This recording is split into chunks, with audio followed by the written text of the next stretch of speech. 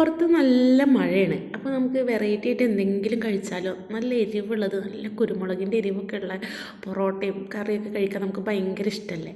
അപ്പോൾ നമുക്കൊരു സർപ്രൈസ് ആവട്ടെ. ലാസ്റ്റ് പറഞ്ഞുതരാം എന്താ സാധനം എന്നിട്ടാ.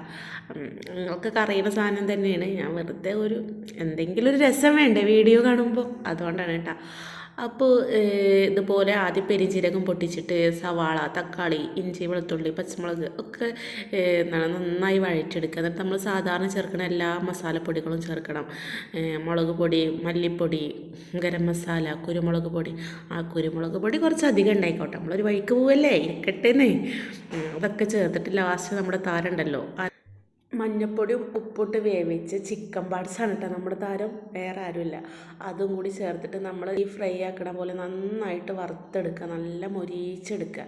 അടി കട്ടിയുള്ളതോ അല്ലെങ്കിൽ ഇങ്ങനത്തെ ഇരുമ്പിൻ്റെ ചട്ടിയൊക്കെ ആകുമ്പോൾ എന്താ വെച്ചാൽ അടിക്ക് പിടിക്കാതെ നമുക്ക് നന്നായിട്ട് ഇതുപോലെ വറുത്തെടുക്കാൻ പറ്റും കേട്ടോ. നല്ല കറുപ്പ് കളറാവണ വരെ നന്നായിട്ട് ഫ്രൈ ചെയ്തെടുക്കുക. കുരുമുളക് പൊടി കുറച്ച് കൂടുതൽ ഉണ്ടാവണത് നല്ലതാണ്, നല്ല ടേസ്റ്റാണ്. അപ്പോൾ നല്ല മഴയൊക്കെ പെയ്യുമ്പോൾ ഇങ്ങനെ നല്ല ചൂട് കട്ടൻ ചായ, നല്ല എരിവുള്ള ബീഫ് റോസ്റ്റും പൊറോട്ട ഒക്കെ കഴിക്കാൻ നമുക്ക് നല്ല ഇഷ്ടമല്ലേ. അപ്പോൾ ബീഫ് റോസ്റ്റ് കഴിക്കണം അതേ ഒരു ഫീലൊക്കെ തന്നെയാണ് ഇത് കഴിക്കുമ്പോഴും. പക്ഷേ നമുക്ക് കഴിക്കുമ്പോൾ എന്തായാലും ബീഫാണ് ചിക്കൻ പാർട്സ് ആണെന്നൊക്കെ നമുക്ക് മനസ്സിലാവും.